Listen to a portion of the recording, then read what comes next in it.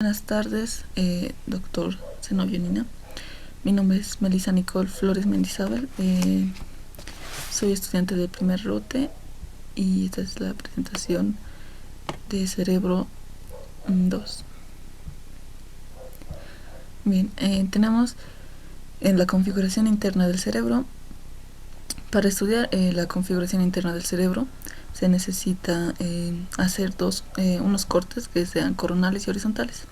El corte coronal o de Charcot pasa por la parte media del tálamo óptico y se pueden observar las siguientes formaciones. Se ve la cisura longitudinal, la cabeza del núcleo caudado y la cola del núcleo caudado, el tálamo óptico, la cápsula interna, la cápsula externa y el núcleo lenticular, el claustro, la cápsula extrema, el asta frontal, el tercer ventrículo, el septo pelúcido y el cuerpo del cuerpo calloso.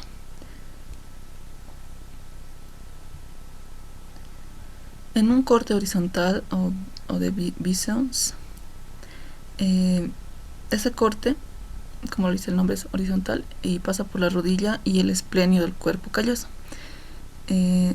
Podemos observar las mismas estructuras, pero tienen algunas particularidades y diferencias. Por ejemplo, se puede observar también el asta frontal y el cuerpo calloso, pero en este caso se observa el rodete y por abajo el esplenio. Podemos observar también la cápsula interna, pero aquí podemos separarlo. La cápsula interna en brazo anterior, rodilla, el brazo posterior y la porción retrolenticular. También podemos observar el tercer ventrículo y el asta temporal, también la cisura longitudinal, y se sigue observando también el septo pelúcido. Observamos también la cabeza del núcleo caudado y la cola y el núcleo lenticular, y también podemos observar el claustro y el tálamo óptico.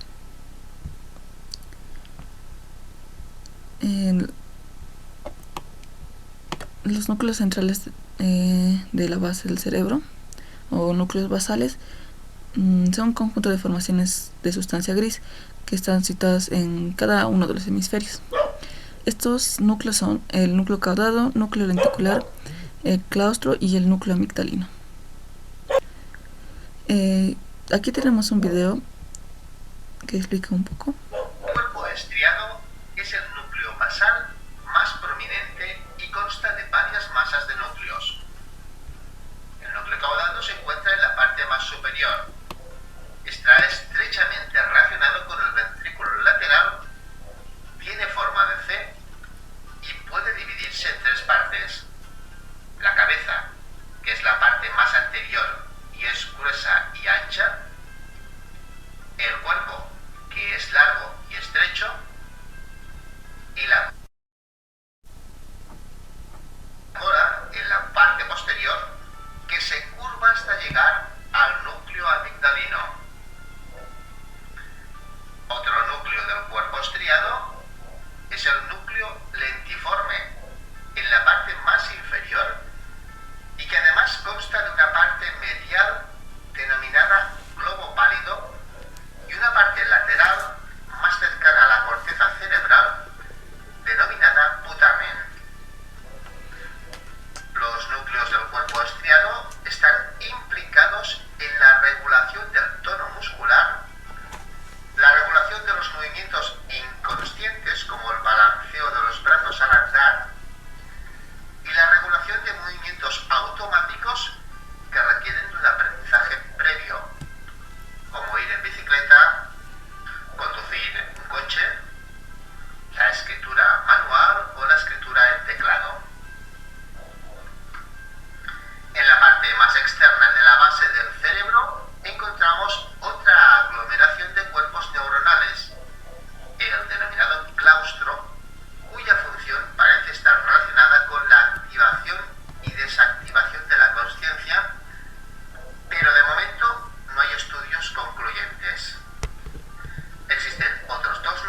se consideran basales, pero no forman parte del cerebro.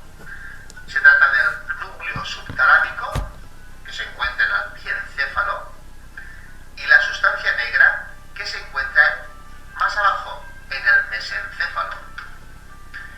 El núcleo subtalámico tiene conexiones aferentes y eferentes con el globos pálidos del núcleo lentiforme. La sustancia negra o locus niger tiene asimismo conexiones con el globus pálido y el núcleo subtalámico.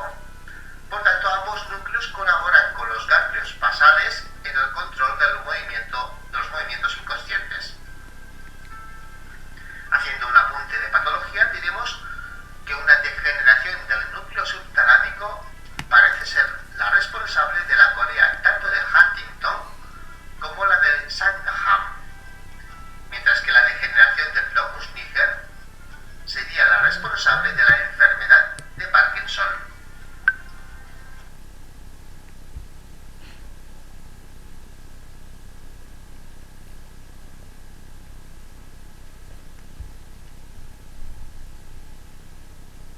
El cuerpo estriado. Uno, dos, tres. Bien. Hablando más de los núcleos, tenemos el núcleo caudado, que es una masa arqueada. Este es el núcleo caudado. Tiene forma de herradura y se distingue. Tiene tres partes, que serían la cabeza, el cuerpo y la cola del núcleo caudado. El núcleo lenticular es este de aquí, que mide 4,5 centímetros y se halla separado por dos láminas medulares, medial y lateral. Por su estructura histológica y su evolución filogenética, se divide en porción medial o globo pálido y porción lateral o putamen.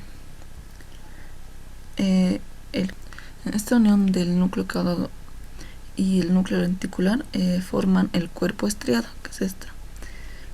El claustro, que en esta imagen no se puede encontrar, pero es una delgada lámina, está entre el lóbulo de la ínsula y el núcleo lenticular. El claustro tiene conexiones con la corteza sensitiva, con el hipotálamo y con el locus coeruleus. El núcleo amigdalino, que se encuentra aquí, se halla un poco detrás del polo temporal y está formado por un grupo corticomedial que se conecta con el sistema olfatorio y otro grupo vasolateral que origina a la estrella terminal.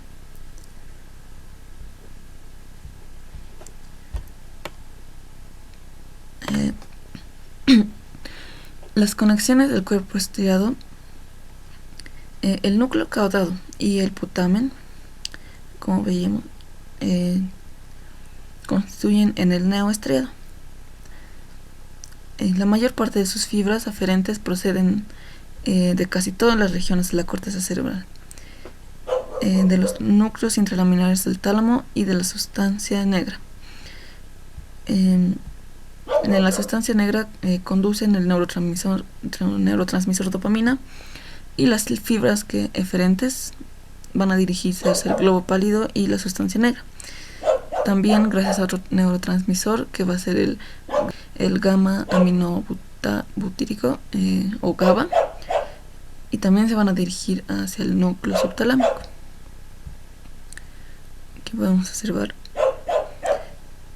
las nigroestriadas, que serían conexiones de la sustancia negra hacia el cuerpo estriado, hacia el neoestriado.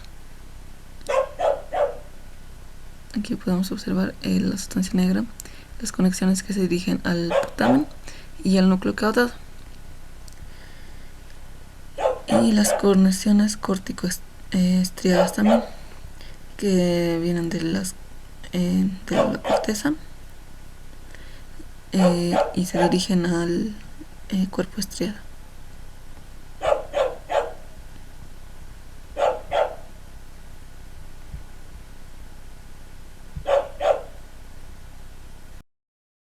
El globo pálido tenemos el globo pálido, es la parte medial del núcleo lenticular, y al globo pálido también se le denomina el páleo estriado. Las fibras aferentes del páleo estriado provienen del neoestriado, lo que se habló antes, y del núcleo subtalámico. Y las fibras eferentes se van a efectuar a través de 4 haces: el asa lenticular, el fascículo lenticular, que va a estar encima del núcleo subtalámico, el fascículo pálido tegmentario, que se va a dirigir al pedúnculo pontino, y el fascículo pálido subtalámico, que va a terminar en el núcleo subtalámico. El cuerpo estriado se considera un eslabón importante en la vía motriz extrapiramidal. Interviene en el control del tono muscular y la coordinación. Y las enfermedades del cuerpo estriado se pueden manifestar con movimientos involuntarios, como por ejemplo la enfermedad de Parkinson, que es un daño en el globo pálido, en el páleo estriado. Aquí tenemos el asa lenticular. Estas son las conexiones de las fibras eferentes. Aquí tenemos al globo pálido y el asa lenticular, que se va a dirigir hacia el tálamo, hacia el núcleo subtalámico, y los demás fascículos también todos dirigiéndose al subtalámico.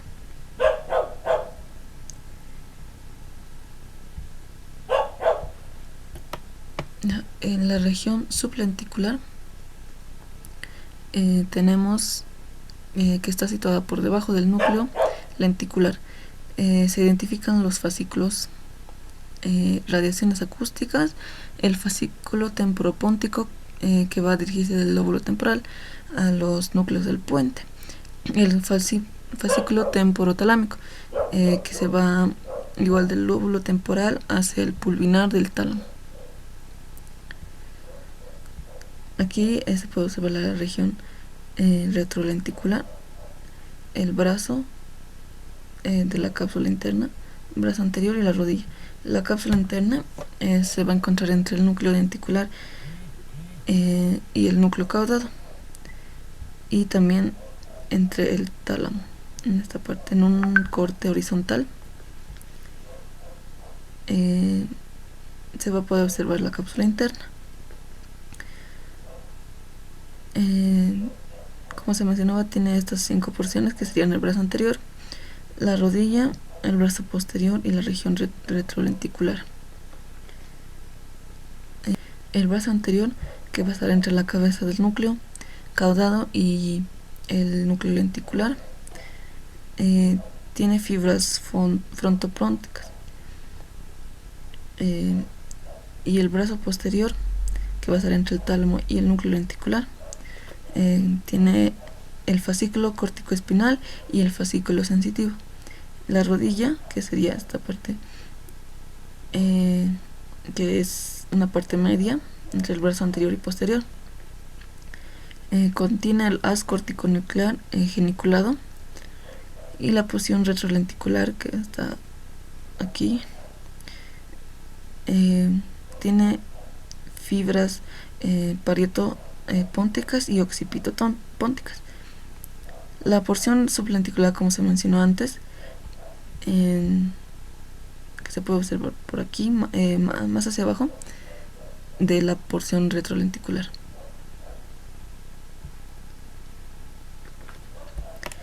La sustancia blanca del cerebro. La sustancia blanca del cerebro, que va a estar subyacente a la corteza y va a formar el centro oval, va a estar al centro de la corteza, entre todas las formaciones de sustancia gris. y está compuesta por fibras mielinizadas y se van a clasificar en 3 grupos. Van a ser las fibras de proyección, las fibras comisurales y las fibras de asociación. En este video se puede dar una introducción. Luego de esta introducción, podemos decir que la sustancia blanca posee fibras que se clasifican en fibras de asociación, que se van a encontrar en el mismo hemisferio, como observamos en esta imagen, fibras comisurales, que serán fibras interhemisféricas, y fibras de proyección, que se van a extender desde la corteza cerebral hacia centros nerviosos inferiores. En esta imagen podemos observar de forma más clara a las fibras. Tenemos a las fibras de asociación, que se van a encontrar intercomunicando varias partes del mismo hemisferio, las cuales se van a clasificar en fibras de asociación cortas y largas. Tendremos a las fibras comisurales, que se encuentran intercomunicando un hemisferio con otro, y por último a las fibras de proyección, que se van a extender desde la corteza cerebral hacia centros nerviosos inferiores.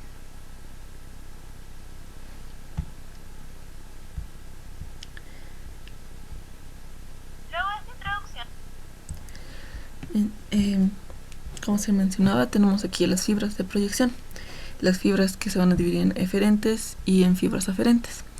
Las eferentes van a estar conectándose entre la corteza cerebral y el tálamo, el cuerpo estriado, el tronco y la médula.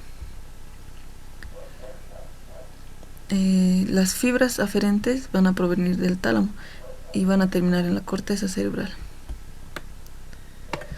Las formaciones comisurales podemos encontrar al cuerpo calloso. El cuerpo calloso tiene 8 centímetros de longitud, 1 centímetro de grosor, pero va a ir aumentando al nivel de su esplenio y la rodilla. La cara superior del cuerpo calloso está cubierta por una membrana, el indicium gris, una membrana de sustancia gris. Se van a destacar la estrella longitudinal medial.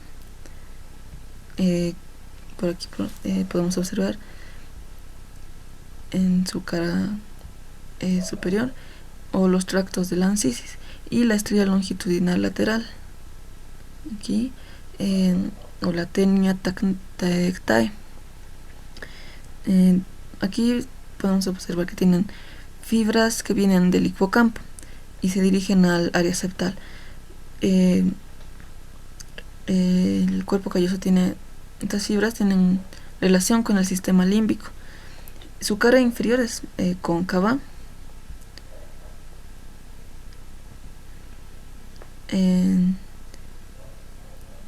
Y tenemos también estas fibras que en esta parte sería el forceps menor. Estas fibras pasan por la rodilla y conectan los lóbulos frontales. Tenemos al tapetum, que va a pasar por el cuerpo del cuerpo calloso y va a conectar los lóbulos parietales y temporales entre sí, parietal con parietal y temporal con temporal. Y los forceps mayor, que va a estar en la parte inferior, van a pasar por el esplenio del cuerpo calloso y van a unir a los 2 lóbulos occipitales de ambos hemisferios. Por eso es que el cuerpo calloso es la unión de ambos hemisferios.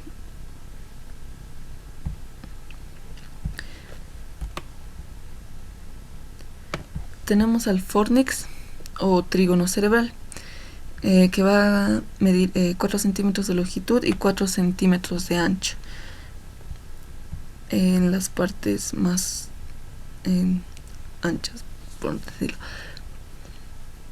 Está situada debajo del cuerpo calloso y su cara superior se va a unir al septo pelúcido y la cara inferior va a estar sobre ambos tálamos.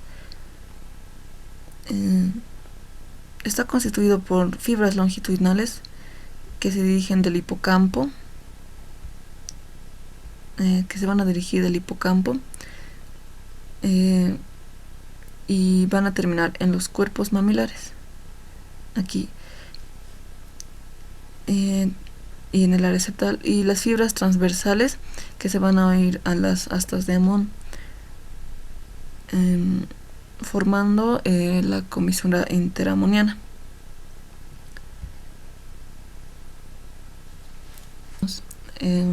Al fornix, que va a estar compuesto por el cuerpo, las columnas, los cuerpos mamilares aquí, la fimbria del hipocampo y los pilares, y una comisura que une ambos. La comisura anterior es un haz de fibras que está delante de las columnas del fornix. Va a unir los bulbos olfatorios y la corteza piriforme y los núcleos amigdalinos. En la comisura posterior, que está situada entre la base de la epífisis, los tubérculos cuadrigéminos superiores van a tener fibras que unen a ambos pulvinares y también unen a un pulvinar con los tubérculos, al cuerpo funiculado y a los núcleos motores del lado opuesto de este pulvinar. La comisura venular se va a extender desde un núcleo de la vénula hasta el otro. Aquí podemos observar dónde se encuentra la vénula, es un pequeño. Entonces, esta comisura se va a extender de este núcleo de este hemisferio al otro.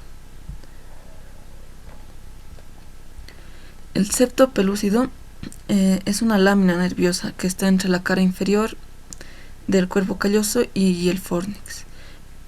Tiene dos láminas y dentro, intermedio de estas dos láminas, se va a encontrar la cavidad del septo. En su parte inferior tiene unas masas de sustancia gris que va a corresponder al área septal. Por otro lado tenemos a las fibras de asociación. Estas van a conectar varias regiones de la corteza cerebral de un mismo hemisferio entre ellas mismas.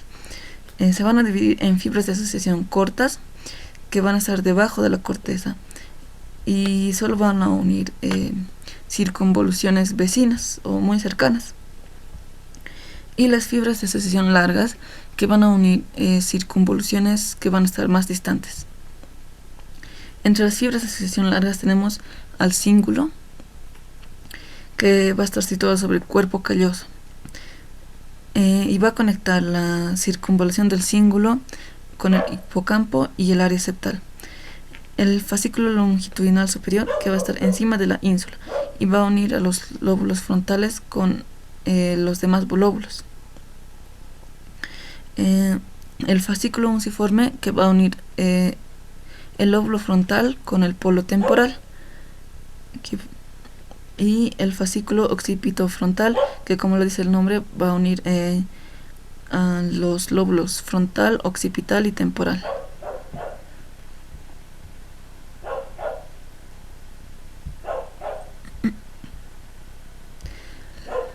Bien, ahora con los ventrículos laterales, podemos decir de estos que son cavidades laterales dentro de los hemisferios cerebrales y que van a estar revestidos por una membrana ependimaria y llenas del líquido cefalorraquídeo. Van a tener una comunicación con el ventrículo, con el tercer ventrículo, por un agujero que va a ser el agujero interventricular. Aquí tenemos un pequeño video de introducción. Ahora, hablando específicamente de cada ventrículo cerebral, de los laterales, tenemos que se encuentran en cada hemisferio y va a tener una forma de C, como lo pueden ver acá. Estos ventrículos laterales van a estar divididos en porciones. La porción más anterior se conoce como asta anterior o asta frontal. Esto es desde el inicio del ventrículo hasta el agujero de Monro. Luego, desde el agujero de Monro hasta donde termina una estructura llamada septum pelúcido, se conoce como cuerpo del ventrículo lateral. Seguimos, y en la parte más posterior se va a encontrar una estructura que conecta el cuerpo con las estructuras más posteriores del ventrículo, que se llama atrio. En la parte más posterior se encuentra el asta posterior, que se relaciona con el lóbulo occipital, y en la parte inferior el asta inferior, que se relaciona con el lóbulo temporal. Para mejorar la apreciación podemos dibujar aquí el cerebro. Este sería el lóbulo frontal, este sería el lóbulo temporal, el lóbulo occipital. Es una vista, como podemos ver aquí, lateral, y esta es una vista lado está el hemisferio izquierdo y para este lado el hemisferio derecho. Como podemos ver aquí, son las relaciones que tienen los ventrículos con cada hemisferio. Ahora, hablando específicamente. Bien, vamos a hablar de las astas, de los ventrículos laterales. El asta frontal es una prolongación ligeramente aplanada y tiene una pared superior o techo que va a estar bajo el cuerpo calloso, y la pared inferior o suelo que va a estar sobre la cabeza del núcleo caudado y del tálamo, y la pared medial que va a estar limitada por el septo pelúcido.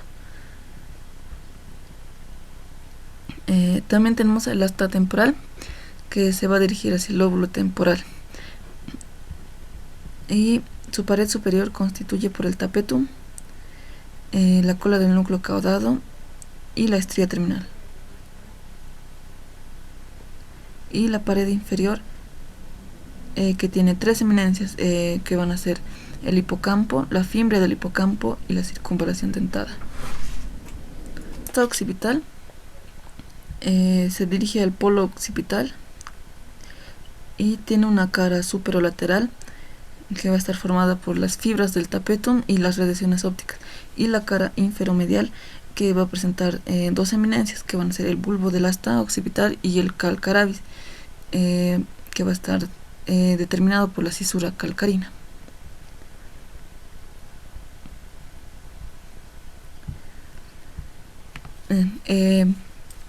Concluyendo con la neuroanatomía aplicada del cerebro, tenemos estas diferentes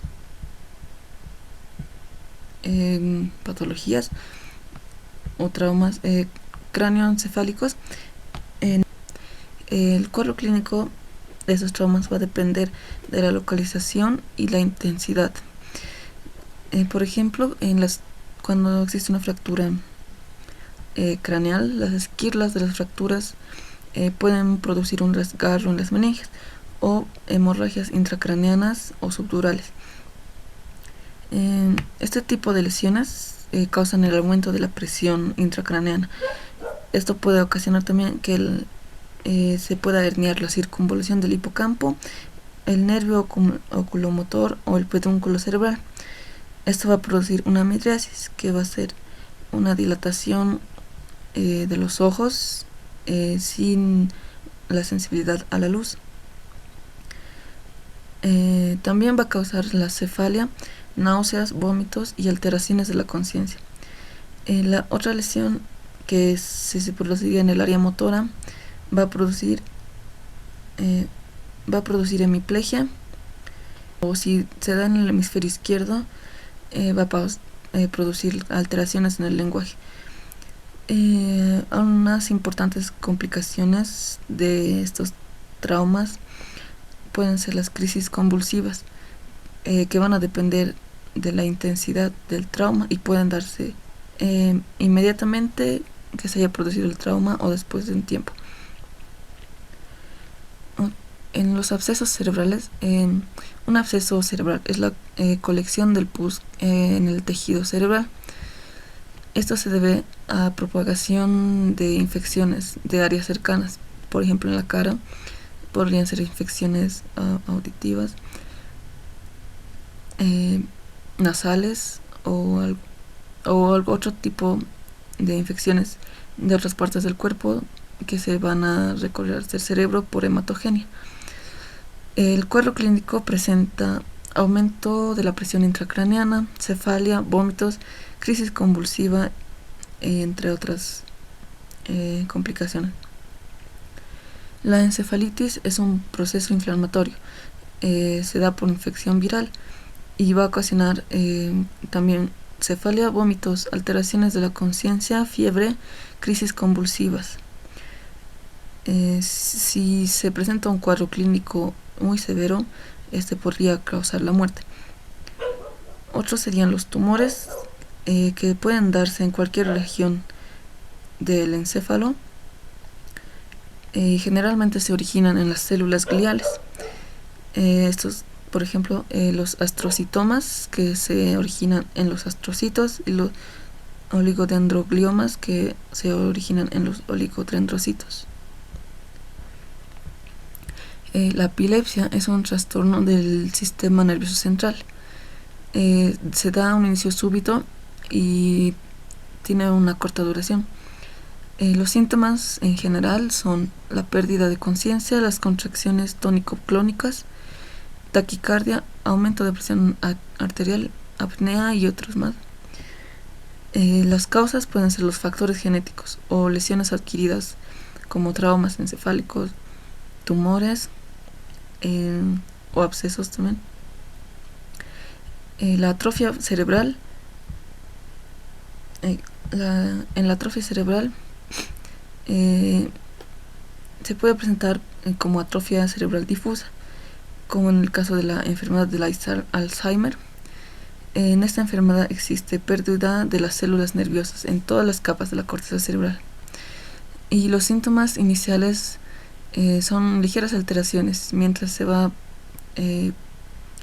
produciendo más esta enfermedad, progresando, va a llevar a alteraciones del intelecto, demencia, trastornos del lenguaje, que finalmente van a producir una incapacidad y muerte del paciente.